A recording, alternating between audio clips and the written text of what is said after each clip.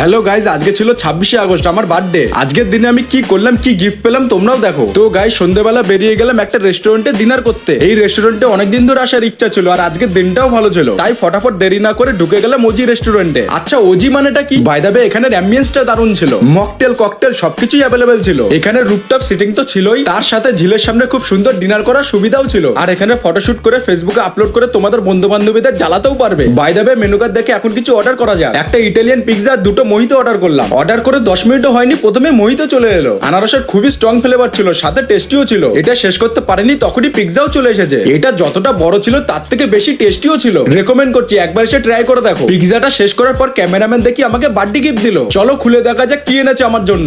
দেখা হয়ে গেছে। হ্যাঁ,